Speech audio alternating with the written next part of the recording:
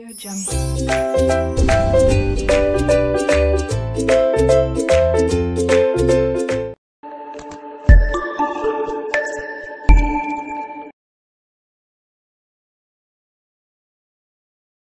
बेटा, नेक्स्ट है chapter number 7 पर चलते हैं। प्राइसिंग डिसीजन है। सबसे पहला कॉन्सेप्ट आता है एक्सप्लेन प्राइसिंग डिसीजन। तो प्राइसिंग का जो निर्णय है वो सबसे ज्यादा डिफिकल्ट है और क्रूशियल है। क्यों? क्योंकि ये प्राइसिंग का डिसीजन हमारे लॉन्ग टर्म सर्वाइवल को इफेक्ट करता है। किसी भी प्रोडक्ट की सफलता असफलता उसके प्राइसिंग के निर्णय पर निर्धारित होती है। मतलब एक बहुत अच्छा प्रोडक्ट अगर आप प्राइसिंग गलत कर दोगे बेकार हो जाएगा। जैसे मैं एक सबसे बढ़िया, अच्छा एक मिनट, जैसे नैनो कार अच्छा प्रोडक्ट था, समझ रहे हो, किफायती प्रोडक्ट था, बट क्या हुआ, प्राइसिंग बहुत कम कर दी। तो सर अच्छी बात है ना? नहीं, जब प्राइसिंग बहुत ही कम हो जाती है, ठीक है, तो एक उसका साइड इफेक्ट आ जाता है कि लोगों का थॉट प्रोसेस बदल जाता है। लोग ये सोचने लगते हैं कि यार इससे हमारा स्टैंडर्ड नहीं बढ़ रहा, हमारा डाउन हो रहा है, बल्कि मेंटेन तो हो ही नहीं रहा। मतलब कई लोगों को ये कहते सुना, यार नैनो मत लियो, इससे तो भाई तू कोई अच्छी सी बाइक ले लियो। मतलब क्योंकि 1 लाख रुपए की जब कार बिक रही है तो लोगों का स्टैंडर्ड उससे मेजर होने लगा, समझ रहे? तो इसका प्राइसिंग उन्होंने गलत रखी ना, सिर्फ लगभग। तो हम ये कहते हैं कि अच्छा प्रोडक्ट बेकार प्राइस से बेकार हो जाता है। और कई बार कम अच्छा प्रोडक्ट भी बेकार नहीं, बेकार तो बिकेगा नहीं, कम अच्छा प्रोडक्ट भी अगर आप प्राइसिंग अच्छी रखोगे तो मार्केट में एस्टेब्लिश हो जाएगा। यानी प्राइसिंग मेरी ऐसी होनी चाहिए जो हमारी ऑर्गेनाइजेशन के ऑब्जेक्टिव को पूरा करे। ऑब्जेक्टिव क्या होता है? सब कुछ बढ़े, maximise profit, maximise revenue, maximise output, यानी हम अपने रिसोर्स को पूरा यूटिलाइज करें। मतलब इतने रुपए में बेचें ताकि मेरी रेवेन्यू भी मैक्सिमम हो, प्रोडक्शन भी ज्यादा हो, सेल भी ज्यादा हो, प्रॉफिट भी ज्यादा हो, कैपेसिटी स्पेयर ना रहे। नहीं भाई, तो हायर प्राइस अगर रख दोगे तो सेल डाउन हो जाएगी, खाली बैठोगे। कम प्राइस रख दोगे तो प्रॉफिट नहीं कमाओगे, है ना?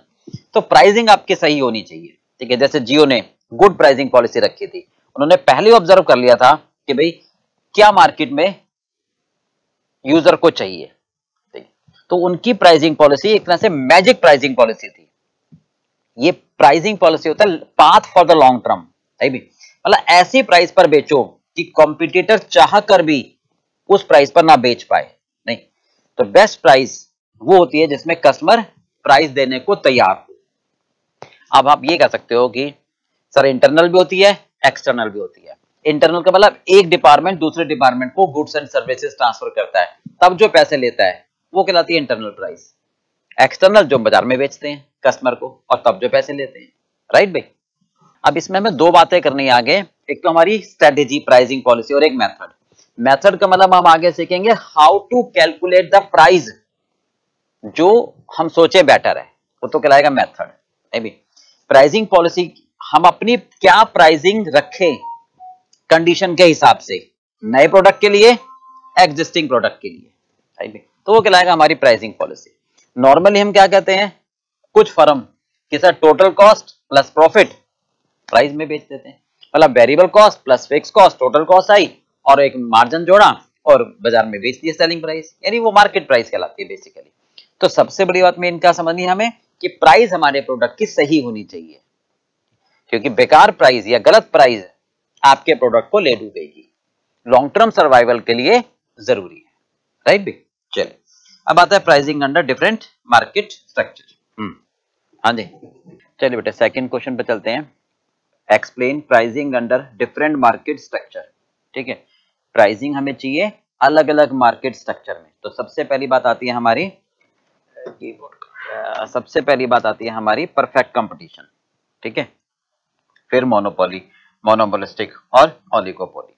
तो पहला परफेक्ट कंपटीशन, बहुत ध्यान से सुनना। परफेक्ट यानी इम्परफेक्ट नहीं, बिल्कुल परफेक्ट। वर्ड से क्लियर हो रहा है कि जहां पर गला काट प्रतियोगिता हो, एक दूसरे का गला काट रहे हो, यानी अनलिमिटेड बायर अनलिमिटेड सेलर, नहीं, मतलब अनकाउंटेबल इनफाइनाइट हो। मतलब ये नहीं कि 10 20 15 50 पता ही नहीं कितने सेलर हो और कितने बायर हो। जैसे हम बात करें दिल्ली में आजाद मार्केट में, नहीं, तो शॉप जो है ड्राई फ्रूट्स की, पता नहीं कितनी शॉप्स हैं वहां पर, है ना, तो वो कौन सी प्राइस रखेंगे? अगर आपको वहां पर शॉप खोलनी है, ना राइट में देखोगे ना लेफ्ट में देखोगे, जो भी बाजार में चल रही है प्राइस वो रखोगे आप, राइट भाई। जैसे पेन हो गया, ग्रोसरी शॉप्स हो गए, ये सारे प्रोडक्ट होते हैं, अनलिमिटेड बायर होते हैं, अनलिमिटेड सेल होते हैं। यहाँ पर इजी एंट्री होती है, इजी एग्जिट होती है, ठीक है।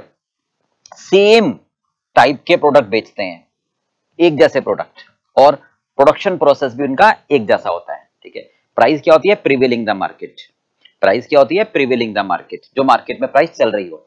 अगर हम सेलिंग प्राइस ज्यादा रखेंगे, नहीं भाई नहीं, मैं तो बराबर वाले ज्यादा रखूंगा, कौन आएगा आपके पास? वो तो बराबर वाले से ले लेगा, नहीं भाई। तो यहाँ प्राइस टेकर होते हैं हम, ना कि प्राइस मेकर। मेकर नहीं होते, हम बनाते नहीं है, टेकर होते हैं, जो प्राइस चल रही हो। अच्छा, अगर सेलिंग प्राइस कम रखोगे तो सोच रहे हो कि दूसरा कस्टमर मेरे पास आ जाएगा, लॉस होगा, क्योंकि जिस प्राइस पर अभी आप बेच रहे हो ना, उस पर बहुत कम प्रॉफिट हो रहा है, और उसे कम पर रख दोगे तो आपको प्रॉफिट और कम हो जाएगा, जो लॉन्ग टर्म सर्वाइवल के लिए खतरा है। कई बार हम ये सोचते हैं कि यार प्राइस कम रख देते हैं, तो एक बार कस्टमर डेवलप हो जाएगा रिलेशन, तो जब कस्टमर का रिलेशन डेवलप हो जाएगा फिर प्राइस बढ़ा देंगे। बढ़ा ही नहीं पाओगे आप कभी भी, क्योंकि जब प्राइस बढ़ाओगे तो और मैन्युफैक्चरर और कंपटीटर फिर आ जाएंगे, तो वो तो हमेशा लॉस में चलता रहेगा, तो लॉन्ग टर्म सर्वाइवल कभी कर ही नहीं पाओगे। तो यानी आपकी प्राइसिंग पॉलिसी क्या होगी? जब तक भी मार्जिनल कॉस्ट मार्जिनल रिवेन्यू से कम आती है, वहां तक आप रखते चले जाओगे, या मैक्सिमम बराबर आती है, तो वो कहलाता है परफेक्ट कंपटीशन, राइट भाई? क्लियर हो गया पार्ट? हाँ जी, क्या कहते हैं? Large number of buyer, large number of seller, homogeneous product, एक जैसे प्रोडक्ट होते हैं, पेन, पेंसिल, रबड़, ग्रोसरी शॉप, एक जैसे प्रोडक्ट, अनकाउंटेबल होते हैं, ठीक है। परफेक्ट कंपटीशन में फ्री एंट्री होती है और फ्री एग्जिट, आओ जाओ तुम्हारी मर्जी है, ठीक है, खुला दरबार है। हाँ जी, कोई प्राइसिंग पॉलिसी अपनी नहीं होती, अपनी नहीं होती कि आप इस पर बेचोगे, प्राइस मार्केट डिटरमाइन करती है, ओके। हाँ जी, जो भी प्रोडक्ट बेचते हैं, it can not increase the price, ना तो प्राइस बढ़ा सकते हो ना प्राइस कम कर सकते हो, हमारा कंट्रोल ही नहीं होता। क्यों सर? प्राइस कम करोगे, प्राइस अगर कम करोगे तो वैसे प्रॉफिट पहले से कम आ रहा है और लॉस में चले जाओगे, लॉन्ग टर्म सर्वाइवल कर नहीं पाओगे। ज्यादा आप रखोगे प्राइस, कस्टमर नहीं आएगा आपके पास, ओके। हाँ जी, तो हमें क्वांटिटी पर डिसाइड करना होता है बेसिकली, राइट। हाँ जी, हम प्रोडक्ट बेचते चले जाते हैं एज लॉन्ग एज जब तक मार्जिनल कॉस्ट हमारी कम या बराबर रहती है मार्जिनल प्राइस, ओके, यानी तब तक हम इस प्रोडक्ट को बेचते चले जाते हैं, ओके। ये तो वो कहलाता है हमारा परफेक्ट कंपटीशन, ओके। चलिए आगे चलते हैं, मोनोपोली। सेकंड है मोनोपोली। मोनोपोली का मतलब एकाधिकार, मतलब हम राजा, यानी एक ही सेलर होता है, कोई कंपटीटर होता ही नहीं है, मतलब हम जो बेच रहे हैं बस हमारा ही प्रोडक्ट बिकेगा, हमारा प्रोडक्ट का कोई सब्स्टिट्यूट उपलब्ध नहीं होगा, नो क्लोज सब्स्टिट्यूट, ठीक है। सब्स्टिट्यूट का मतलब होता है, सब्स्टिट्यूट का मतलब क्या होता है? ये नहीं तो वो, जैसे चाय, चाय नहीं तो कॉफी, कोको कोला है, कोको कोला नहीं तो पेप्सी, तो यहां वो वाली बात नहीं है, कोई सब्स्टिट्यूट प्रोडक्ट मेरा उपलब्ध नहीं होगा, मैं ही सेलर हूंगा, बायर अनलिमिटेड होंगे, ठीक है। एंट्री बायर होगी, एंट्री बैरियर होगी, मतलब ये नहीं कि कोई भी नहीं आ सकता न्यू एंट्रेंट के लिए, क्योंकि इसमें हाई कैपिटल एम्प्लॉयड होती है, जैसे माइक्रोसॉफ्ट विंडो है बनाती है, जैसे बैंडविड्थ है, सैटेलाइट ह्यूग्स कंपनी बनाती है। यहाँ पर हम प्राइस मेकर होते हैं, ना कि प्राइस टेकर, हम जो प्राइस सेट करेंगे वही होगा, राइट भाई। हम प्राइस मेकर होते हैं, प्राइस टेकर नहीं होते हैं, ओके। जो भी प्राइस हम सेट करते हैं उसी पर बिकेगा, मतलब प्रीमियम प्राइस पर हम बेचते हैं, नॉर्मल प्रॉफिट कमाते हैं, बट प्राइस डिमांड के हिसाब से फिक्स की जाती है, ऐसा नहीं कि प्राइस बहुत ज्यादा बढ़ा दें तो डिमांड कम हो जाएगी, वो नहीं, जितनी डिमांड तक रहती है हम उस प्रोडक्ट को अपनी प्रीमियम प्राइस पर बेचते हैं, ताकि कस्टमर भी दे पाए और प्रॉफिट हमारा मैक्सिमाइज हो। जब हमें लगता है कि प्रॉफिट कम होने लग रहा है, बहुत ज्यादा प्राइस है, फिर हम प्राइस अपने आप कम कर देते हैं, या फिर कोई कंपटीटर मार्केट में आने लगता है तो हम अपनी प्राइस को कम कर देते हैं ताकि वो बाहर भाग जाए, राइट भाई। तो ये कहलाती है हमारी बेसिकली मोनोपोली कंडीशन। इसमें प्राइस हमें खुद बनानी पड़ती है अपने आप, कई बार गॉड गिफ्टेड होती है, अब जैसे कोई डॉक्टर है या कोई प्लेयर है, राइट, या कोई सेलिब्रिटी है, तो वो अपनी प्राइस खुद सेट कर देते हैं, जैसे सिंगर है मानो किशोर कुमार या जो बड़े बड़े सिंगर थे, वो प्राइस अपने आप सेट करते थे कि भी हम अपने एरिया में मास्टर हैं, हमारी प्राइस अपनी होगी, राइट। हमारे जैसा कोई नहीं गा सकता, हमारे जैसा ही काम कोई कर नहीं सकता, नो, हमारा कोई सब्स्टिट्यूट नहीं है। कोई डॉक्टर है तो कहता है कि मेरे जैसा कोई ऑपरेशन नहीं कर सकता, तो मैं जो प्राइस रखूंगा पेशेंट को वो देनी होगी, तो वो प्राइस कहलाती है मोनोपोली प्राइस। क्लियर हो गया पार्ट? तो एक सेलर होता है, एक सर्विस प्रोवाइडर होता है, बट सर्विस रिसिपेंट बहुत ज्यादा होते हैं, प्राइस मेकर होते हैं ना कि प्राइस टेकर होते हैं, ओके, कोई सब्स्टिट्यूट प्रोडक्ट हमारा उपलब्ध नहीं होता। सब्स्टिट्यूट का मतलब ये नहीं तो वो, तो ऐसा इसमें नहीं होता है। एंट्री बैरियर होती है क्योंकि कैपिटल एम्प्लॉयड ज्यादा होती है, हम नॉर्मल प्रॉफिट कमाते हैं, हम इसमें प्राइस हमेशा प्रीमियम रखते हैं डिमांड के हिसाब से, जहां पर प्रॉफिट हमारा ज्यादा हो रहा हो। जैसे माइक्रोसॉफ्ट कंपनी वाले ने विंडो बनाते थे, बैंडविड्थ ह्यूज कंपनी की, ठीक है, तो ये प्राइस हमारी मोनोपोली कहलाती है। ओके, चलिए थर्ड आता है मोनोपोलिस्टिक। हाँ जी, हाँ जी, अगला है मोनोपोलिस्टिक कंपटीशन। मोनोपोलिस्टिक होता है combination of perfect competition as well as monopoly, मतलब दोनों का मिक्सर होता है ये, ठीक है, मोनोपोली का भी और परफेक्ट कंपटीशन का भी, राइट। मतलब एक से ज्यादा सेलर होते हैं, ध्यान से सुना क्या कहना चाह रहे हैं बेसिकली, जो आपको कॉन्सेप्ट समझना है। सेलर एक से ज्यादा होते हैं, परफेक्ट कंपटीशन में क्या था, अनलिमिटेड, है ना। यहां अनलिमिटेड से कम होते हैं बट काउंटेबल होते हैं, ठीक है। तो ये दोनों का मिक्सर क्या कहना चाहते हैं, their unique features makes them monopoly than the other, मतलब मेरा यूनिक फीचर है तो मैं दूसरे से अलग खड़ा हूंगा, नहीं, कोई प्राइस में कंपटीशन नहीं होगा बट कंपटीशन होगा feature based. No price competition but competition is based on features, मतलब हर एक अपने फीचर्स के लिए जाना जाता है, their unique features makes them monopoly than the other.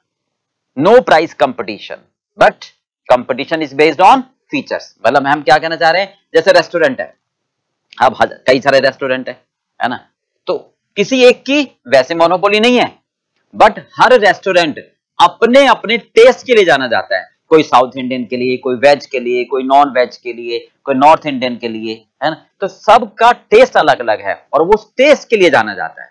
जैसे सोप है, साबुन है, मान लो, है ना, कोई ब्यूटी सोप के लिए जाना जाता है, जैसे लक्स है, पियर्स है अट्रैक्टिव के लिए जाना जाता है, डिटॉल एंटीसेप्टिक के लिए जाना जाता है, कोई फेयरनेस के लिए जाना जाता है। तो हर प्रोडक्ट अपने अपने फीचर में राजा है, बट सोप तो कई प्रकार के हैं, तो परफेक्ट कंपटीशन भी हो गया, मोनोपोली भी हो गई, तो उसको बोलते हैं मोनोपोलिस्टिक, राइट भाई। तो टेस्ट अलग अलग होता है पर हर एक अपने अपने फीचर्स के लिए जाने जाते हैं, राइट। तो यहां पर प्रॉफिट हम कहां रखते हैं, जहां मार्जिनल कॉस्ट बराबर होती है मार्जिनल रेवेन्यू के, राइट भाई। तो ये कहलाती है हमारी मोनोपोलिस्टिक। क्लियर हो गया पार्ट भाई। चलिए आगे चलते हैं, ओलिगोपोली। अच्छा, इसमें ना ध्यान रखना, सिमिलर प्रोडक्ट होते हैं बट नॉट आइडेंटिकल, है ना, ये बात समझ में आ गई ना। जैसे सोप है, सिमिलर तो हैं बट कोई फेयरनेस के लिए फेमस है, कोई ब्यूटी के लिए, कोई एंटीसेप्टिक के लिए, कोई अट्रैक्टिव के लिए, तो सिमिलर तो हैं बट वो आइडेंटिकल नहीं है, इसका ये मतलब हुआ। जैसे रेस्टोरेंट है, सिमिलर तो है बट कोई साउथ इंडियन के लिए, कोई नॉर्थ इंडियन के लिए, कोई वेज के लिए, कोई नॉन वेज के लिए, ये बात कही जा रही है। क्लियर बात भी। चलिए अब आते हैं ओलिगोपोली। अगला है ओलिगोपोली, ठीक है, ध्यान रखना, इसका मतलब होता है ओलिगोपोलस, ओलिगो और पोलस, ठीक है। इसका मतलब होता है फ्यू सेलर, ये होता है फ्यू, और इसका मतलब होता है सेलर, यानी ध्यान से सुनो, फ्यू सेलर होते हैं बाजार में, ठीक है, जो आइडेंटिकल होमोजेनियस प्रोडक्ट बेचते हैं। अब फ्यू सेलर का मतलब क्या हुआ, अगर हम कंपेयर करें, परफेक्ट कंपटीशन की बात करें तो unlimited buyer unlimited seller, monopoly की बात करें तो एक सेलर, हम बात करें सेलर की केवल, ठीक है।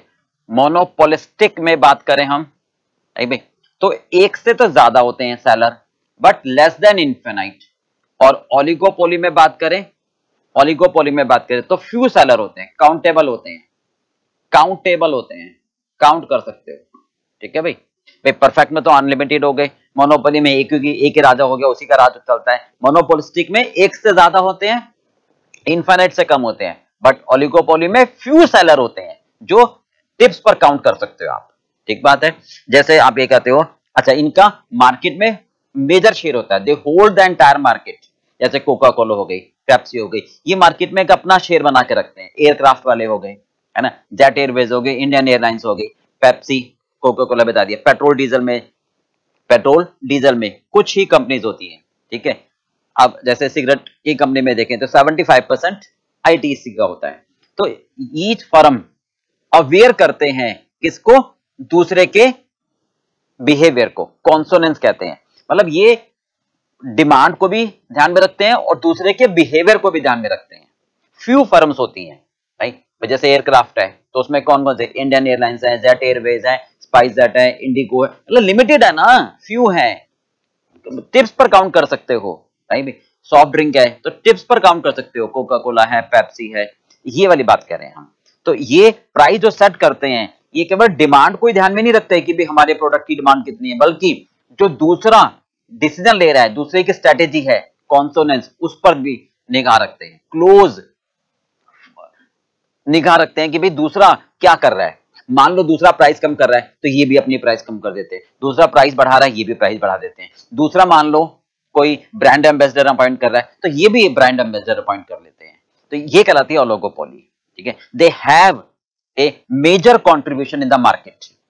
इस लाइन को ध्यान रखना, they have the major contribution in the market, मतलब कोका कोला है जैसे पेप्सी है, अगर मान लो ये दोनों बंद कर दें तो मेजर लोगों को सॉफ्ट ड्रिंक मिलनी बंद हो जाएगी, है ना। एयरक्राफ्ट है, मान लो Spice Jet, Jet Airways, Indian Airlines, ये एक कोई या दो बंद कर दें तो एयरक्राफ्ट की प्रॉब्लम हो जाएगी बहुत ज्यादा, समझ रहे हो। तो ये कहलाता है इनका मेजर होल्ड होता है मार्केट पर।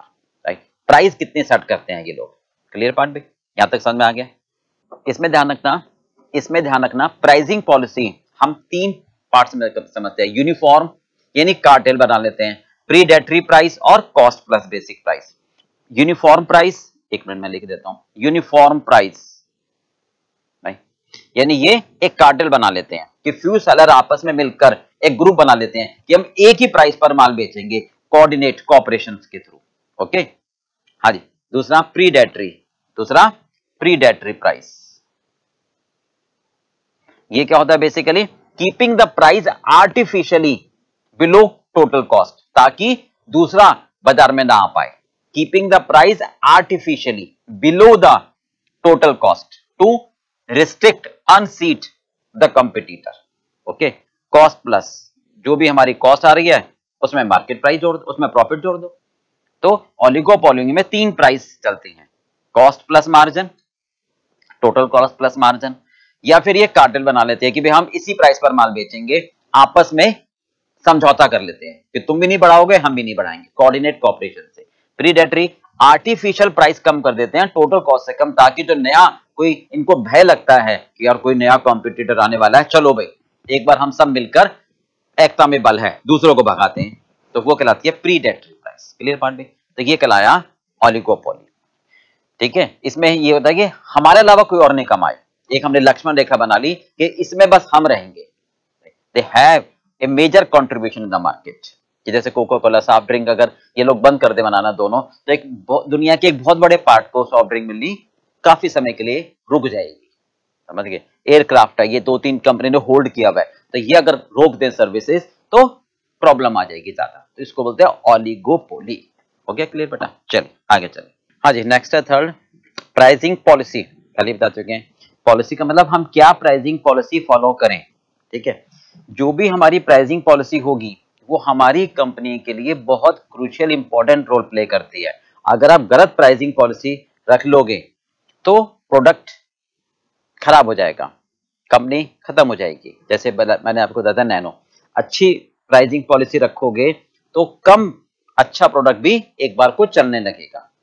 तो बहुत अच्छा प्रोडक्ट बेकार प्राइसिंग पॉलिसी से आप खराब कर दोगे, तो प्राइसिंग पॉलिसी तो इसका मतलब बहुत इंपॉर्टेंट आपके लिए। ठीक है, तो ये इंपॉर्टेंट रोल प्ले करती है किसी भी बिजनेस में लॉन्ग टर्म सर्वाइवल के लिए। ठीक है, तो ये डिपेंड करता है हमारी एबिलिटी पर कि हम अपनी सेल कितनी बढ़ा सके और कितना प्रॉफिट बढ़ा सके, नहीं भी जो हमारी नई कैपिटल है।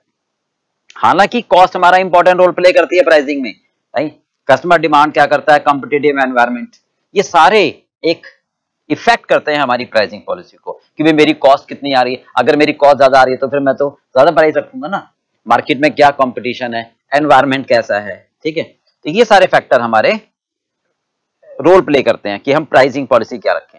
ठीक है, कॉस्ट हमारा मेन फैक्टर तो होता ही है, ओके, बट हमारा जो मेन स्ट्रक्चर होगा वो क्या है, वो ध्यान में रखो कि हम जो पॉलिसी बनाए यानी रणनीति बनाए हम कि हम इतनी प्राइस रखेंगे। ठीक है, work towards better balance between demand and supply, सबसे मेन स्ट्रक्चर आप रखोगे कि भाई आप प्राइस बढ़ा रहे हो और डिमांड बहुत कम होती जा रही है, तो नहीं रुको, ऐसी प्राइस रखो कि डिमांड और सप्लाई मेंटेन हो दोनों आपस में, राइट। ये ना हो कि आप प्राइस कम करते चले जा रहे हो और डिमांड आपकी बढ़ नहीं रही, तो फिर क्या फायदा, राइट। अवॉइड मतलब दोनों में ट्रेड ऑफ, समन्वय स्थापित करना है, ये स्ट्रक्चर है प्राइसिंग पॉलिसी का, इन बातों को ध्यान में रखना है।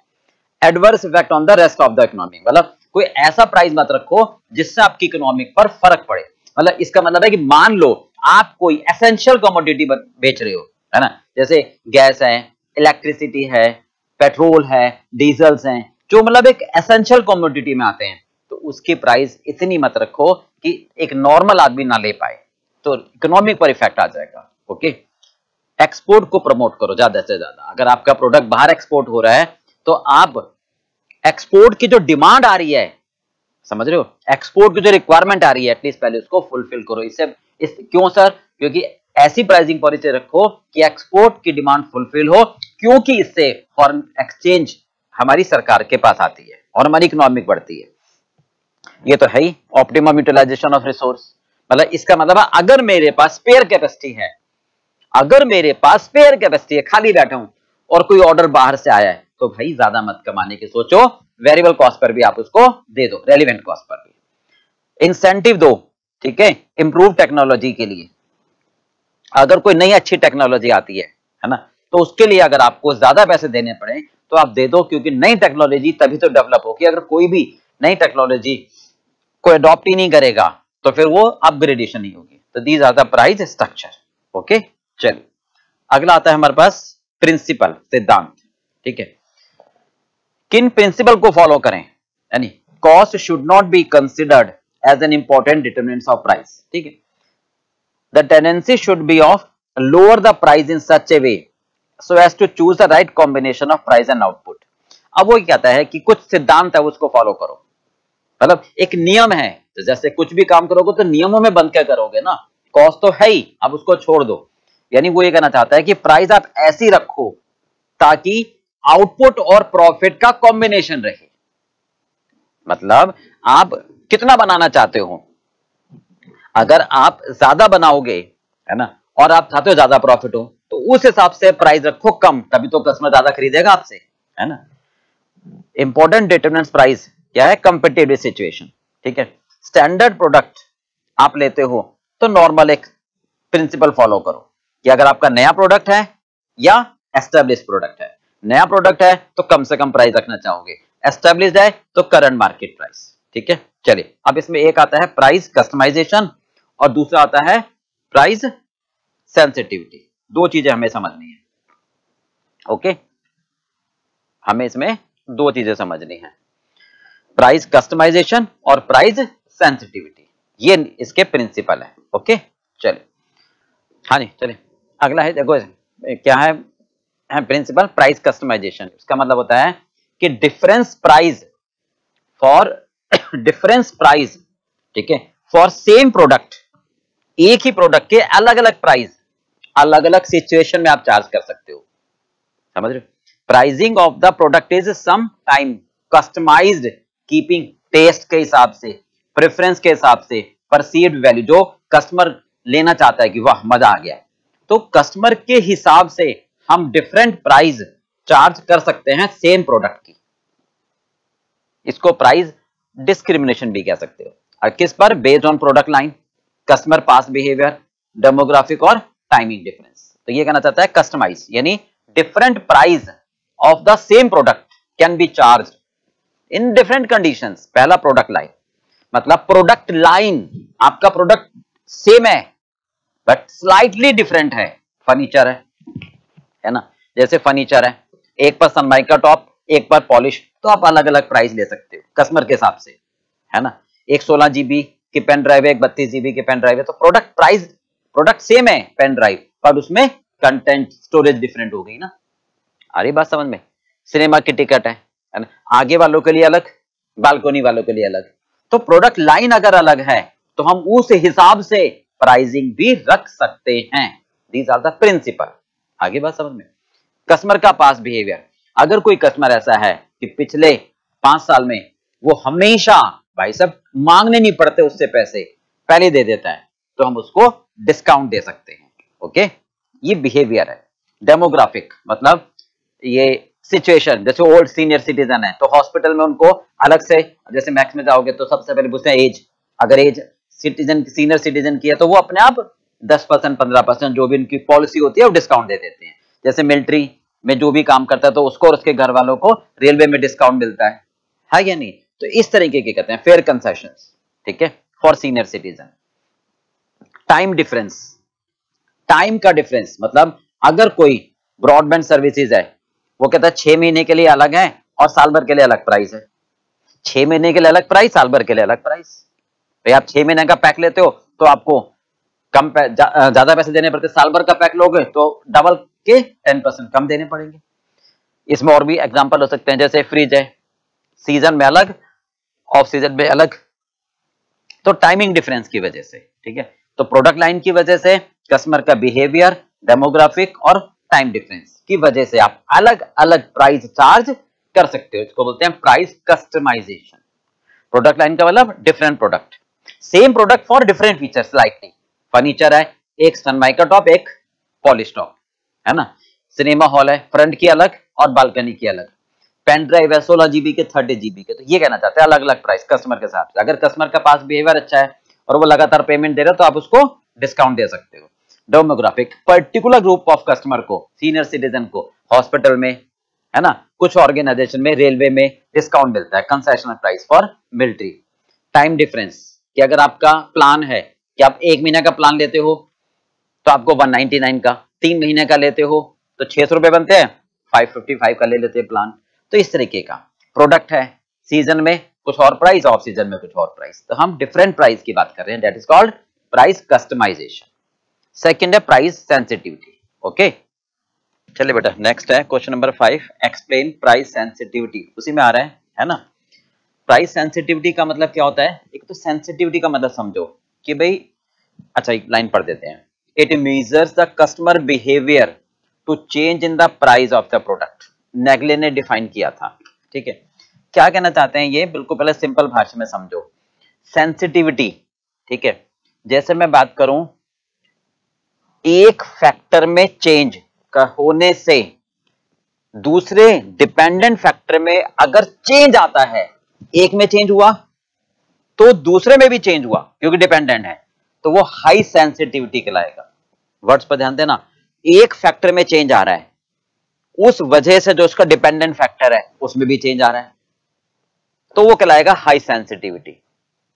जैसे मैं कहूं प्राइस और कमोडिटी, अगर प्राइस में मैं चेंज करूं तो उसकी डिमांड में चेंज आ जाएगा, यानी सेंसिटिविटी है, डिपेंडेंट है, ठीक है। अगर मैं प्राइस में चेंज करूं और डिमांड में कोई चेंज ना हो, प्राइस बढ़ाऊं डिमांड उतनी रहे, यानी नो सेंसिटिविटी। अच्छा सिंपल भाषा में समझो, दो फ्रेंड हैं एक्स और वाई। एक्स वाई को मतलब आपस में गहरे मित्र हैं, कोई भी कमेंट करता है वाई को बुरा नहीं लगता, इसका मतलब नो सेंसिटिविटी। अगर एक्स कोई कमेंट करता है, ठीक है, उसको बुरा लगता है वाई को इमीडिएटली, तो इसका मतलब उसके बिहेवियर में चेंज आया ना कमेंट करने से, यानी हाई सेंसिटिविटी। यानी एक फैक्टर में बदलने से, चेंज होने से जो उसके डिपेंडेंट फैक्टर है उस पर तुरंत आता है चेंज, तो वो कहलाता है हाई सेंसिटिव। जैसे कहते हैं ना कोलगेट में आपने देखा होगा कि भाई दांतों में नमक है तो ठंडा लगता है ना, तो अगर ठंडा फील होता है एकदम तो इसका मतलब होता है हाई सेंसिटिविटी होती है। समझ गए बात? तो सेंसिटिविटी का मतलब चेंज इन वन फैक्टर, ठीक है। अगर प्राइस में चेंज करने से कस्टमर के बिहेवियर में चेंज आ जाता है तो उसको बोलते हैं हाई सेंसिटिविटी। बात समझ में आई? मान लो कोई प्रोडक्ट आप खरीद रहे हो, कस्टमर ने सेलर ने कहा दुकानदार ने कि भाई ये प्रोडक्ट 100 रुपए का है। आपने कहा नहीं भाई, जैसे कहते हैं ना करोल बाग में आप जाते हो एक अच्छी सी मार्केट में, ऊपर मार्केट में, भाई कितने का है?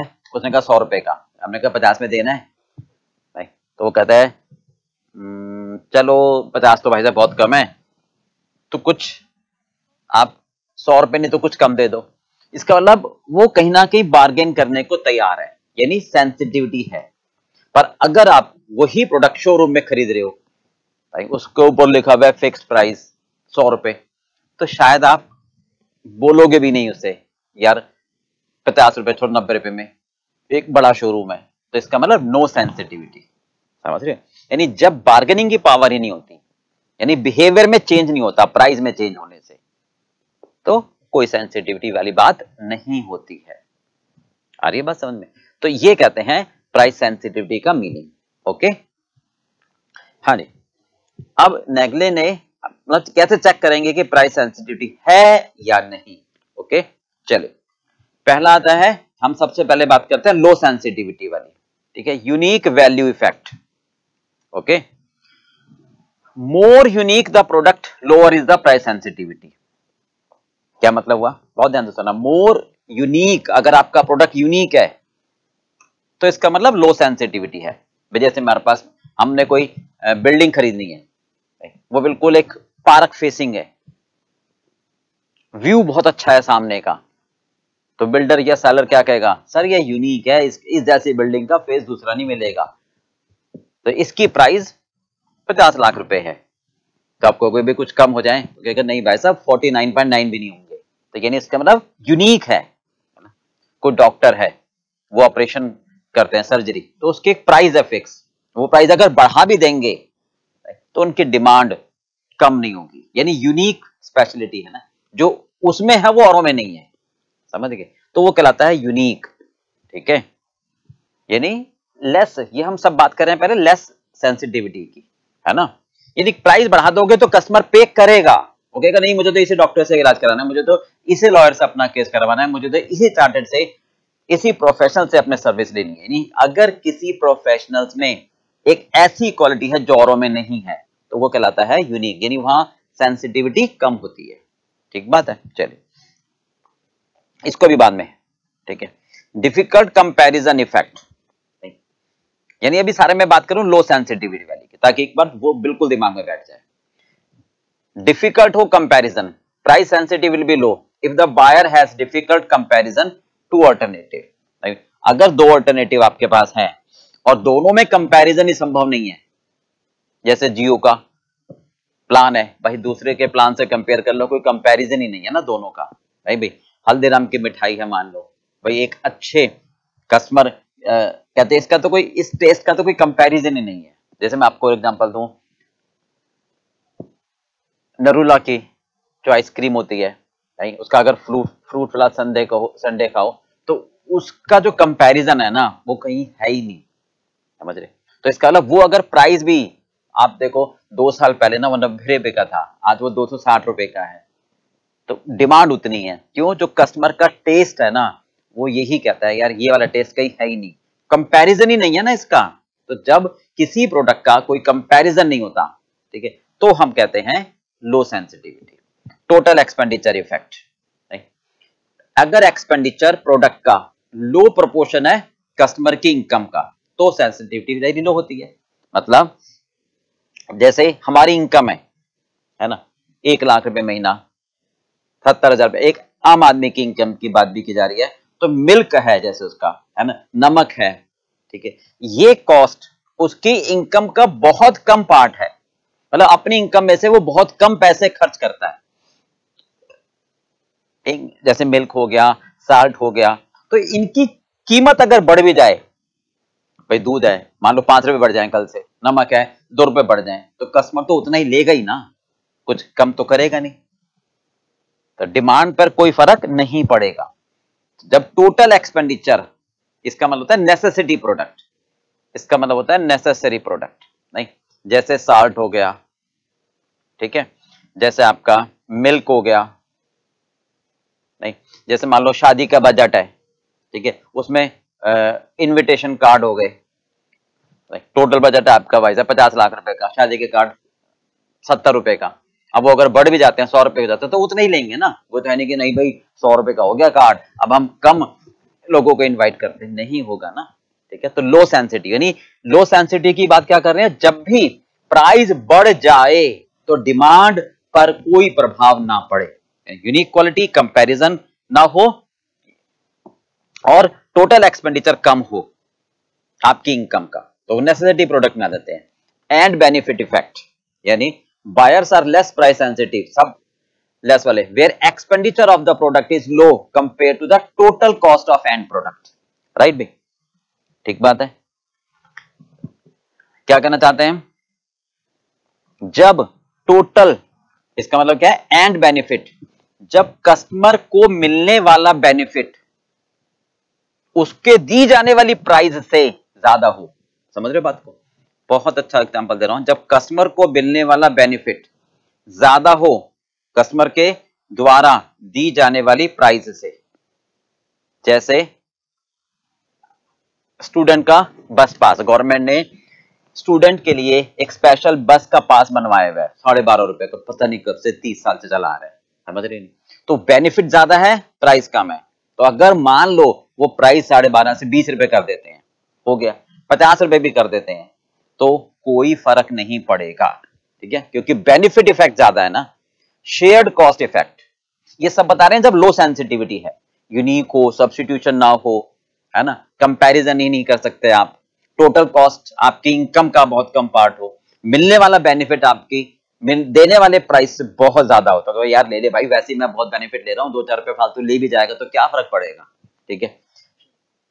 Shared cost, if the cost of product is shared by another party the buyer will have less prone to price sensitive। समझ गए? जैसे LTC हो गया, लीव ट्रैवल कंसेशन, कारपूल हो गया, GST हो गया, रेंट फ्री एकोमोडेशन हो गया। क्या क्या कहा मैंने? जैसे GST, भाई GST बढ़ा दो, भाई हम तो ले रहे हैं और फिर आगे गवर्नमेंट को दे रहे हैं। ठीक है। LTC हो गया, लीव ट्रैवल कंसेशन, है ना। ठीक है। कारपूल मतलब शेयर्ड हो जाता है ना। रेंट फ्री एकोमोडेशन, आप ध्यान से सुनो, रेंट फ्री एकोमोडेशन, मान लो कोई एम्प्लॉय है किसी मकान में किराए पे रह रहा है, तो उसका किराया कौन दे रहा है? उसका एम्प्लॉय। तो अगर किराया बढ़ा भी देगा मकान मालिक तो कोई फर्क नहीं पड़ेगा, भैया मालिक को देना, मुझे क्या मतलब। तो जब मेरा खर्चा दूसरा आदमी देता है मेरी डिमांड पर कोई फर्क नहीं पड़ता प्राइस के बढ़ाने पर। ठीक है। संक इन्वेस्टमेंट, यानी जब आप एक कॉस्ट ऑलरेडी पे कर देते हो तब उस पर रिवेन्यू, मतलब कैपिटल कॉस्ट पे कर चुके, अब रिवेन्यू के लिए आप ज्यादा नहीं सोचते। जैसे आपने कोई लग्जरी कार खरीद ली, आपने मर्सिडीज कार खरीद ली, है ना, 1.5 करोड़ रुपए की, तो अब आप उसकी बैटरी के लिए आप नहीं सोचोगे कि यार बैटरी की प्राइस बढ़ गए, सर्विस चार्जेस बढ़ गए, पार्ट्स के प्राइस बढ़ गए, तो मैं कार नहीं खरीदूं। ऐसा नहीं होगा ना, क्योंकि आप ऑलरेडी कार खरीद चुके हो। समझ गए? तो वो संक इन्वेस्टमेंट है। टीवी आप परचेज कर चुके हो, अगर आप इंटरनेट का रेट बढ़ गया तो आप धुना टीवी बेच दोगे, डिमांड उतनी रहेगी। ठीक है, राइट में। टीवी के लिए, कार के लिए, मान लो बैटरी का रेट बढ़ जाए। क्लियर बात में? Price quality effect, higher the perceived value quality of the product, lower the price sensitivity. ये वही है जो हमें लिखे। इन्वेंट्री इफेक्ट, अगर प्रोडक्ट स्टोर नहीं हो सकता है तो वो लेस प्राइस सेंसिटिव है। जैसे वेजिटेबल्स है, सब्जियां हैं, केक है ना, अगर मान लो इनकी प्राइस बढ़ा दे तो ये तो है नहीं कि भैया सारी इकट्ठी कर लो, प्राइस बढ़ रही है, प्राइस अगर बढ़ रही है तो इकट्ठा तो नहीं कर सकते ना आप, उसको खराब हो जाएंगी। तो जरूरत के हिसाब से तो खरीदोगे ही ना आप। तो अगर कोई प्रोडक्ट आप स्टोर नहीं कर सकते तो आप कहोगे प्राइस के बढ़ने पर डिमांड पर कोई फर्क नहीं पड़ेगा। ओके। कौन कौन से हो गए लो सेंसिटिव वाले? यूनिक वैल्यू, यानी एक अलग से कैपेबिलिटी हो, डॉक्टर हुए, लॉयर्स हुए, है ना, कोई एक अलग से स्पेशल फ्लैट हो गया प्राइम लोकेशन का, तो उसमें प्राइस के बढ़ाने पर डिमांड पर कोई फर्क नहीं पड़ेगा। कंपैरिजन बहुत मुश्किल हो, जियो का जैसे आपने एग्जांपल दिया। टोटल एक्सपेंडिचर इफेक्ट हो गया, मिल्क हो गया, साल्ट हो गया, ठीक है, शादी के कार्ड हो गए, एंड बेनिफिट बस का बच्चों के लिए पास हो गया। या जब भी कोई आप ऐसी बात करो कि भाई यहां भी दे सकते हो हल्दीराम का एग्जांपल, कि जो आप ले रहे हो, आप कॉफी पी रहे हो कहीं, है ना, कैफे कॉफी डे में, तो आपको बहुत अच्छी लगती है वो कॉफी, तो आपको लगता है कि यार बेनिफिट तो बहुत ज्यादा है, जो प्राइस ले रहे हैं वो मेरे हिसाब से कम है, तो अगर प्राइस बढ़ा भी देंगे तो फर्क नहीं पड़ेगा, है ना। शेयर्ड कॉस्ट, यानी जब मेरी कॉस्ट शेयर हो जाती है, रेंट मतलब हम जहाँ किराए पर रह रहे हैं, मकान मालिक ने किराया बढ़ा दिया पर वो किराया मुझे मेरा एम्प्लॉयर दे देता है ना। संक इन्वेस्टमेंट, यानी टीवी अगर हमने खरीदा हुआ है तो इंटरनेट का खर्चा अगर बढ़ जाता है तो भी मैं डिमांड उतनी ही रखूंगा, है ना। कार है, जैसे कार खरीद ली तो अब तो खरीद चुके ना, संक कॉस्ट हो गई, अब उसकी बैटरी पर कोई फर्क नहीं पड़ेगा अगर बढ़ भी जाएगी तो। प्राइस क्वालिटी इफेक्ट की वही। इन्वेंट्री का मतलब पेरिशेबल गुड्स। चलिए अब एक में कहते हैं सब्स्टिट्यूट अवेयरनेस इफेक्ट। सब्स्टिट्यूट का होता है ये नहीं तो वो। सब्स्टिट्यूट का मतलब क्या होता है? ये नहीं तो वो, ये नहीं तो वो। यानी कोका कोला है जैसे, है ना, पेप्सी के लिए कोका कोला दूसरी, तो एक प्रोडक्ट ना हो तो दूसरा। If the buyer are aware of the substitute and these perform the same function, these perform the same function, एक मोबाइल है सैमसंग का, दूसरा दूसरी कंपनी का, ठीक है, then buyer price sensitive will be high. तो आप प्राइस बढ़ाओगे तो उस प्रोडक्ट की डिमांड कम हो जाएगी क्योंकि दूसरे पर चला जाएगा।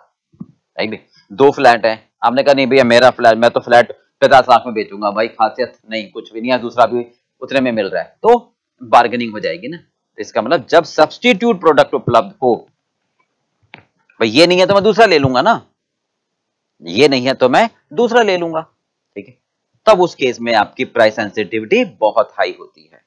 ठीक है, चलिए ये हो गया प्राइस सेंसिटिविटी वाला, हो गया क्लियर बेटा। चलिए आगे चलते हैं। नेक्स्ट है प्राइसिंग मेथड। प्राइसिंग मेथड में हमें कौन कौन से मेथड डिस्कस करने हैं? Competition, cost and value. Competition base में आ जाएगा गोइंग रेट और सील बिड, वैल्यू बेस में आ जाएगा ट्रू इकोनॉमिक वैल्यू और परसीव्ड वैल्यू, और कॉस्ट बेस में आ जाएगा कॉस्ट बेस्ड। तो सबसे पहले बात करते हैं कॉस्ट बेस्ड प्राइसिंग मेथड। ठीक है, ध्यान से सुना, जो प्राइस हमारे लिए बेस्ट है, नहीं, हाउ टू कैलकुलेट, वो कैसे कैलकुलेट करेंगे? This is a very old and traditional method. कौन सा? Cost based. Usually major manufacturer इस मेथड को फॉलो करते हैं। और कब करते हैं? कब करते हैं? जब कंपटीशन कम होता है, क्योंकि जब कंपटीशन होगा फिर तो मार्केट प्राइस होगी, राइट? या फिर कस्टमाइज प्रोडक्ट हो कि भाई मुझे तो ऐसा प्रोडक्ट बनाना है, अच्छा बाबूजी ये वाला प्रोडक्ट बनाना है, फर्नीचर में आपको ये डिजाइन चाहिए, नहीं, आर्म लेंथ, मतलब सॉरी विदाउट आर्म चाहिए, या कुशन वाला चाहिए, सनमाइक का टॉप चाहिए, पॉलिश टॉप चाहिए, है ना, फ्लैट बनाना है तो हमें ऐसा फ्लैट बना के चाहिए जिसमें फ्लोरिंग वुडन हो, है ना? तो हमारी रिक्वायरमेंट के हिसाब से अगर होगा तो हमारे को क्या कहेगा सेलर कि भैया जो मेरी कॉस्ट आएगी मैं प्रॉफिट जोड़ दूंगा, कस्टमाइज हो जाएगा। तो ये वाला मेथड तब फॉलो होता है प्राइसिंग का, जब प्रोडक्ट कस्टमाइज्ड हो और कंपटीशन कम। ठीक है, तो प्राइसिंग क्या होती है? Total cost plus desired rate of return on investment. Total cost plus desired rate of return on investment. हाँ जी, तो हम बात करते हैं कॉस्ट प्लस, ठीक है, प्राइसिंग मेथड।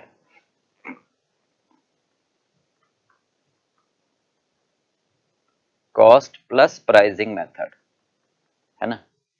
हाँ, ये कहां पर अप्लाई होता है? जहां पर लेस कंपटीशन हो, जहां पर लेस कंपटीशन हो। ओके, प्रोडक्ट कस्टमाइज हो, प्रोडक्ट हमारा कस्टमाइज हो। Okay, old and traditional method है, ओल्ड एंड ट्रेडिशनल मेथड है। ओके, और प्राइसिंग क्या होगी इसकी? Total cost plus desired rate of return. Total cost plus desired rate of return. Okay, हाँ जी, टोटल कॉस्ट का मतलब क्या होगा? Variable cost plus fix cost, नहीं, और वेरिएबल कॉस्ट क्या होती है? Cost to B incurred. Fix cost क्या होती है? Avoidable plus unavoidable. अवॉइडेबल का मतलब कोई भी ऐसा खर्चा जो स्पेशल प्रोडक्ट के लिए हम करें, जैसे मशीन का रेंट हो गया, कोई ऐसे टेम्परेरी सुपरवाइजर हो गए। अनअवॉइडेबल यानी शेयर्ड, फैक्ट्री का रेंट हुआ, मैनेजर की सैलरी हुई, डेप्रिसिएशन हो गया। तो जो एब्जॉर्ब करते हैं, जो अपोर्शन करते हैं रीजनेबल बेसिस पर, ठीक है, जैसे डेप्रिसिएशन भी कह सकते हैं, है ना। डेप्रिसिएशन का मतलब क्या होता है कि जब हम फिक्स एसेट खरीदते हैं तो ये सोचते हैं कि लाइफ 10 साल की है, तो मान लो 1 लाख रुपए की हमने 10 लाख रुपए की मैंने कोई एसेट खरीदी और 10 साल की लाइफ है, तो इसका मतलब मैं सोचता हूँ कि यार हर साल 1 लाख रुपए निकाल कर अलग रखता जाऊं ताकि 10 साल के बाद प्रॉफिट में से ये 10 लाख रुपए हो जाए और मैं नई एसेट खरीद लूं। बट मुझे ये ध्यान में भी रखना चाहिए कि बीच में अगर मान लो एसेट्स की वैल्यू बढ़ जाती है ना, तो मुझे डेप्रिसिएशन का अमाउंट भी अकॉर्डिंगली चेंज करना चाहिए। ठीक है, हाँ जी। तो डिजायर्ड रेट ऑफ रिटर्न का मतलब क्या होगा? Return on capital employed, return on capital employed. Capital employed क्या होती है? Fixed assets plus current assets minus current liability. ठीक है, और अगर रिटर्न हमारी रिटर्न ऑन मतलब रिटर्न कैसी हो? As a percentage of contribution हो, as a percentage of contribution, तो हमारी प्राइस क्या बनती है? वेरिएबल कॉस्ट प्लस कंट्रीब्यूशन, यानी ये वाली रिटर्न बराबर प्राइस। ये ध्यान रखना, क्योंकि कंट्रीब्यूशन का मतलब क्या होता है? Sale price minus variable cost, तो इससे कट जाता है, प्राइस आ जाती है। क्लियर पांडे? एलोकेशन हमें ध्यान से बांटना होगा कि रीजनेबल बेसिस पर, कि टोटल फैक्ट्री का खर्चा आप उस प्रोडक्ट पर कितना डाल रहे हो। जैसे फैक्ट्री का रेंट है तो एरिया वाइज बांटोगे, मैनेजर की सैलरी है तो नंबर ऑफ टाइम के हिसाब से बांटोगे, सुपरवाइजर की सैलरी है तो number of worker supervised. Clear Pandey? चलिए अब सेकंड आता है हमारे पास। हाँ जी, ये हो गया। चलिए हाँ जी, आगे है कंपटीशन बेस्ड में। कंपटीशन बेस्ड में दो प्राइस आएंगी, गोइंग रेट और seal bid.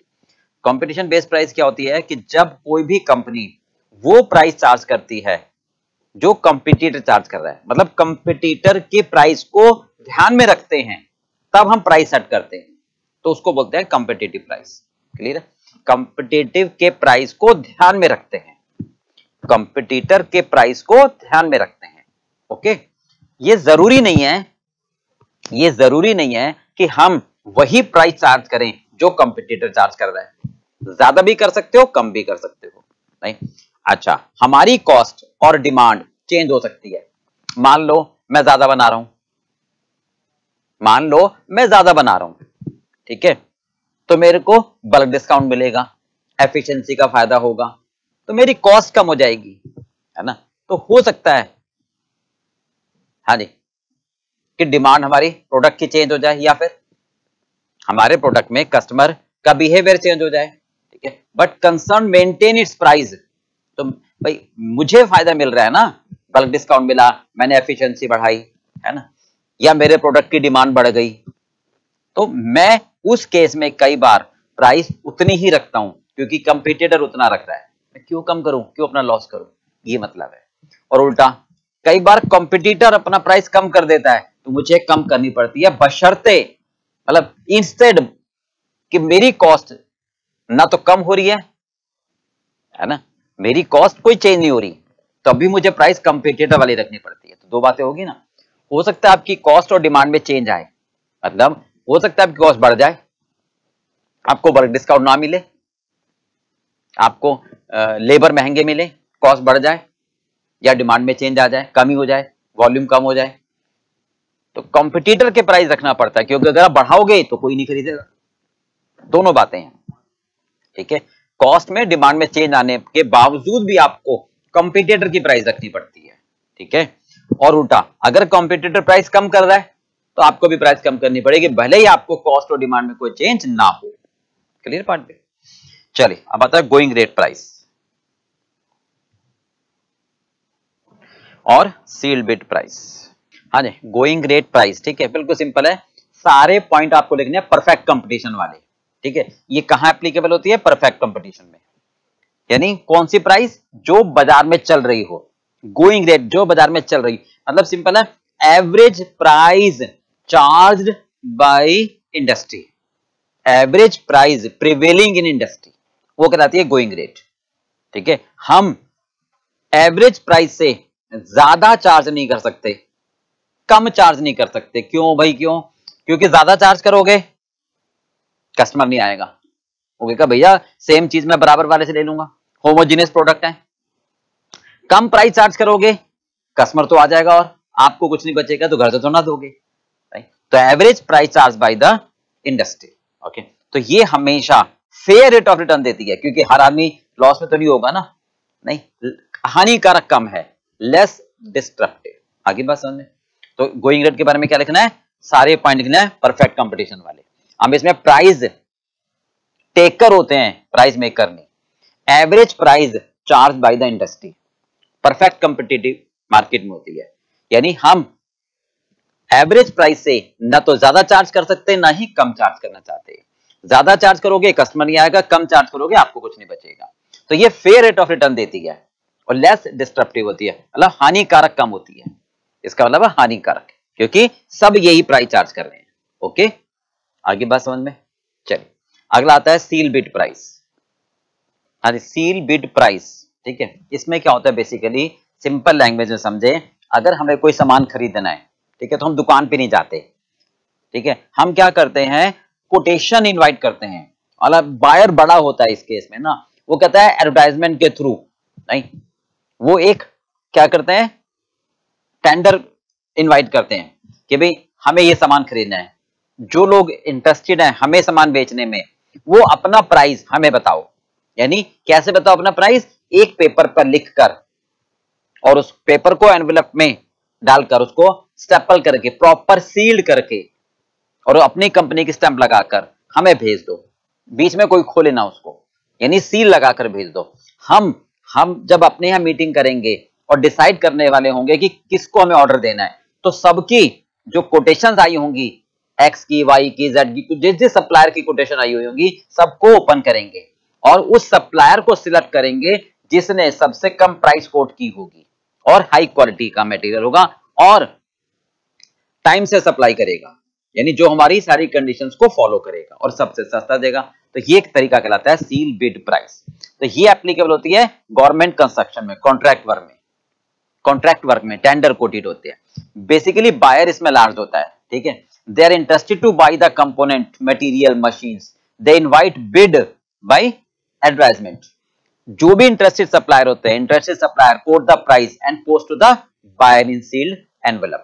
Buyer then select the supplier who quote the minimum price with the high quality. Clear? ये कहलाता है हमारा seal bid price. Okay? चलिए आगे चलें। नेक्स्ट है वैल्यू बेस्ड प्राइसिंग मेथड। हाँ जी, आगे है वैल्यू बेस्ड प्राइसिंग मेथड में सबसे पहले true economic value, perceived value. True economic value क्या मतलब, क्या होता है कि सबसे पहली बात कि ये सेलर मैन्युफैक्चरर के पॉइंट ऑफ व्यू से होती है, यानी जब कस्टमर को मिलने वाली वैल्यू, कस्टमर को मिलने वाला बेनिफिट उसके द्वारा दी गई प्राइस के बराबर हो। कस्टमर को जो लाभ मिल रहा है, वैल्यू मिल रही है, गेन मिल रहा है ना, वो उसके द्वारा दी गई प्राइस के बराबर हो, यानी ट्रू। इसका मतलब क्या है, ट्रू इकोनॉमिक वैल्यू, सही। भाई हम तुम्हें जो दे रहे हैं ना, वो उतना ही है जितना आपसे ले रहे हैं, ना कम ना ज्यादा। इसके लिए हमें रिसर्च करना पड़ता है, समझ गए। तो अगर हम फॉर्मूला बनाने की कोशिश करें तो ये बनेगा cost of next best alternative. भाई दूसरा इतने में मिल रहा है, प्लस उतने में तो आप दोगे ही, मैं जो आपको फायदा दे रहा हूं उसके पैसे दो, ग्रॉस डिफरेंशियल एडवांटेजेस, माइनस कर दो एक्स्ट्रा कॉस्ट, मतलब है रेलिवेंट कॉस्ट ही। अगर मैं बात करूं तो रेलिवेंट कॉस्ट ही है ये, अगर मैं बात करूं ना तो रेलिवेंट कॉस्ट ही है, ट्रू इकोनॉमिक वैल्यू, ठीक है। किसके बराबर होगी, cost of next best alternative,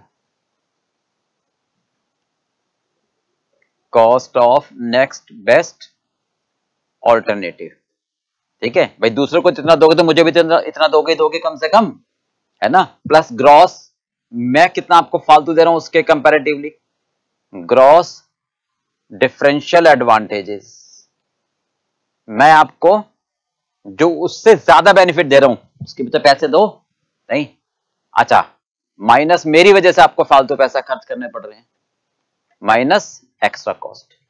तो ये कहलाएगी ट्रू इकोनॉमिक वैल्यू, ठीक है। मान लो मैं आपको एक सिंपल सा एग्जांपल देता हूं कि इंडियन एयरलाइंस है, ठीक है, अब सर्विस प्रोवाइडर है, तो हमें अपने टिकट की प्राइस फिक्स करनी है, यानी ट्रू इकोनॉमिक वैल्यू।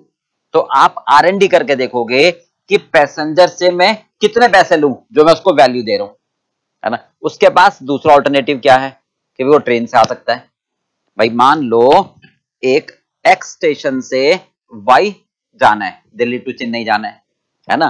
तो सपोज अगर वो ट्रेन से जाता है, ठीक है, तो ट्रेन की टिकट है उसकी 2000 रुपए की।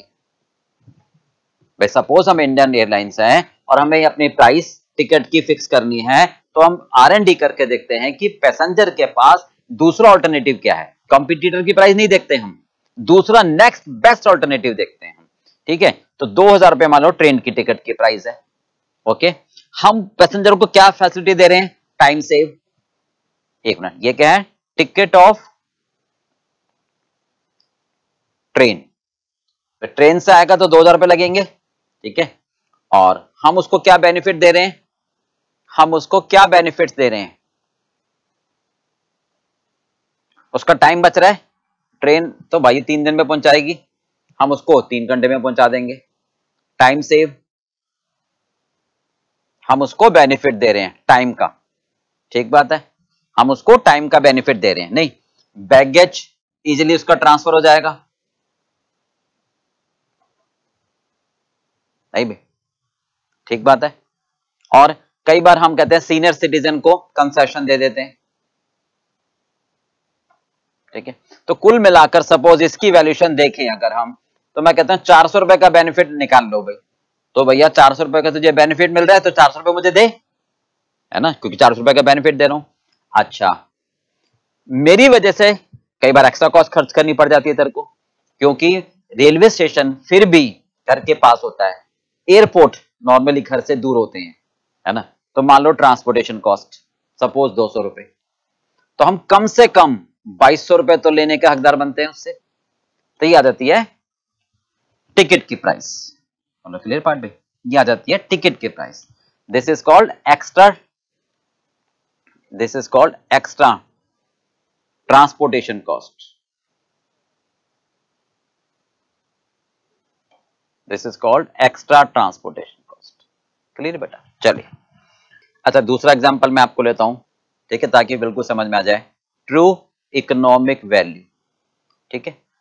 देखो ध्यान से, सपोज हमें एक मटेरियल खरीदना है M1, हम क्या है, मैन्युफैक्चरर हैं। हम कौन है, मैन्युफैक्चरर। हमें एक मटेरियल खरीदना है M1, M1 का जो सप्लायर है, M1 का जो सप्लायर है वो है रामलाल, M1 का सप्लायर है वो है रामलाल, ठीक है। सेम मटेरियल M2 सब्स्टिट्यूट, वो है श्यामलाल, ये दे रहा है मुझे 10 रुपए पर किलोग्राम, ओके। श्यामलाल दे रहा है मुझे 10 रुपए पर किलोग्राम के हिसाब से, ओके। बट ये मुझे फैक्ट्री गेट पर दे रहा है, ये मुझे फैक्ट्री गेट पर दे रहा है, यानी मुझे ट्रांसपोर्टेशन का खर्चा नहीं करना पड़ता, ओके। बट रामलाल में बेनिफिट है, वो मुझे जस्ट इन टाइम के हिसाब से दे रहा है, ठीक है। और प्रोडक्टिविटी भी ज्यादा है उसकी, उसकी प्रोडक्टिविटी की वजह से मुझे पैसे बचते हैं। जस्ट इन टाइम की वजह से स्टोरेज कॉस्ट बचती है मान लो 2 रुपए पर किलोग्राम, और प्रोडक्टिविटी की वजह से 1 रुपए पर किलोग्राम, ठीक है। पर रामलाल क्या कहता है, भैया मेरी फैक्ट्री से आके ले जाओ, तो ट्रांसपोर्टेशन का खर्चा 50 पैसे पर किलोग्राम। तब मैं ट्रू इकोनॉमिक वैल्यू क्या रखूंगा बताओ जरा। हाँ जी, अगर मुझे रामलाल से मटेरियल लेना है तो क्या रखोगे, प्राइस M1 की। जो पैसे श्यामलाल को दोगे, cost of next best alternative, cost of next best alternative plus, हाँ जी, रामलाल क्या कहेगा, 10 रुपए तो उसको दे ही रहे हो ना, बट जो मैं दे रहा हूं वो तो नहीं दे रहा, मैं आपको क्या दे रहा हूं, जस्ट इन टाइम का बेनिफिट, यानी आपको मेरी वजह से स्टोरेज कॉस्ट और प्रोडक्टिविटी का फायदा हो रहा है तो मुझे दो। हम क्या कहेंगे, भाई तेरी वजह से मुझे 50 पैसे फालतू भी तो खर्च करने पड़ रहे हैं, तो भाई माइनस कर दो, कितने हो गए, 12.5 रुपए। बोलो समझ में आ गई बात। तो ये क्या कहलाया, cost of next best alternative, है ना, cost of next best alternative plus differential benefit minus extra cost. बोलो समझ आ गई बेटा, क्लियर बात।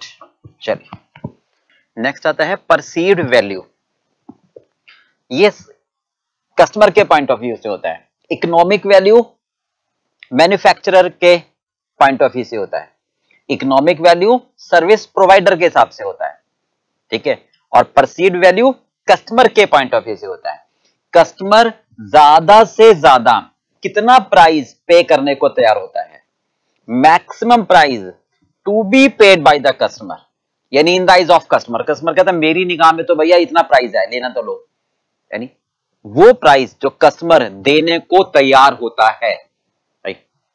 भाई ट्रू इकोनॉमिक वैल्यू ठीक है, आपने फिक्स कर दी price, cost of next best alternative plus differential benefit minus extra cost, है ना, पर मैं कितना देने को तैयार हूं, वो मेरी कहलाएगी परसीव्ड वैल्यू, ठीक है। जैसे ट्रू इकोनॉमिक वैल्यू में कस्टमर कहता है कि कुछ फैसिलिटीज ऐसे हैं जो आपने जोड़ दी, मैं वो अवेल नहीं कर रहा तो मैं क्यों दूं। जैसे अभी बताया था एयरपोर्ट में कि कस्टमर कहता है कि भाई आपने तो सीनियर सिटीजन, परमानेंट डिसेबल, उनके लिए कंसेशन, मतलब उनके लिए आपने एक बेनिफिट दिया है, तो वो तो आपने सब यूनिफॉर्म प्राइस में जोड़ दिया, मैं तो वो बेनिफिट ले ही नहीं रहा, तो मैं वो प्राइस क्यों दूं, तो माइनस कर देता है, वो माइनस कर देता है। तो माइनस करके जो प्राइस आती है वो कहलाती है परसीव्ड वैल्यू, वो आती है perceived value, customer would like to pay, ठीक बात है। जैसे हम बात करें अभी एग्जांपल में, हाँ जी 2200 रुपए ये टिकट की वैल्यू आई थी, तो अगर कस्टमर ये कहे कि सर जी इस 400 में, है ना, मान लो 100 रुपए आपने किसके हैं, कंसेशन के हैं, तो मैं तो नहीं ले रहा, मैं तो क्वालिफाई भी नहीं कर रहा, तो मुझे क्यों बलि का बकरा बना रहे हो, नहीं, तो मैं तो 2300 रुपए देने को तैयार हूं, ध्यान से समझना, ठीक बात है। तो ये तो आगे हमारी 2200 रुपए ट्रू इकोनॉमिक वैल्यू, ठीक बात है, जो कंपनी के हिसाब से, मैन्युफैक्चरर के हिसाब से, क्योंकि मेरे हिसाब से, मेरी नजर में इतनी है। अब कुछ बेनिफिट्स ऐसे हैं जो कस्टमर की निगाह में बेकार है, नहीं, तो वो कहलाएगा परसीव्ड वैल्यू, यानी वो माइनस कर देंगे कि वो 100 रुपए माइनस करके देने को तैयार है, यानी कस्टमर 2100 रुपए देने को तैयार है, कस्टमर 2100 रुपए देने को तैयार है। This is the maximum price to be paid by the customer, this is the maximum price to be paid bye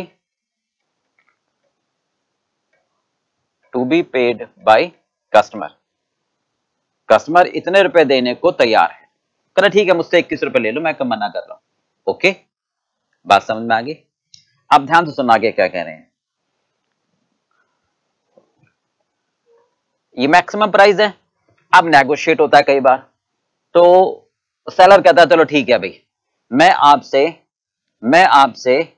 1950 रुपए ले लेता हूं, ठीक है, this is the price, finally charge settled हुआ, क्योंकि मेरी जो कॉस्ट है सर्विसेज की, एक्चुअल अगर मैं देखूं तो वो मेरी कॉस्ट है 1720 रुपए, ओके, 1720 रुपए मेरी कॉस्ट है, तो मैं ले रहा हूं 1950, इसका मतलब ये जो डिफरेंस आ रहा है, कितना आ रहा है डिफरेंस, 230 रुपए का, ये कहलाएगा, ये क्या कहलाएगा, सेलर का सरप्लस, ये कहलाएगा सेलर का सरप्लस, नहीं, और कस्टमर अपने दिमाग में बना के बैठा था 21 रुपए, उसको देने पड़ रहे 1900 रुपए, 50 रुपए, तो ये जो 150 रुपए है ये क्या कहलाएगा, कस्टमर सरप्लस, ये कहलाएगा कस्टमर सरप्लस। बोलो समझ आ गई बात भाई, क्लियर है।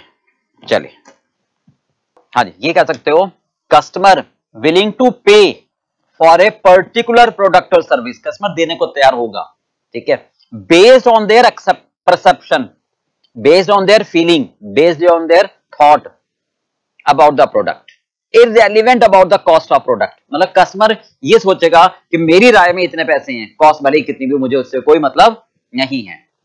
This is the value which the customer thought that the customer thought कि भाई हाँ इतने देने चाहिए, नहीं, that he is deriving from the consuming the product, मतलब कस्टमर सोच रहा है कि वो बेनिफिट मैं जो यहां से डिराइव कर रहा हूं वो मैं आपको देने को तैयार हूं, यानी value based on the basis of benefit deriving from the product in the eyes of customer but not relation with the product।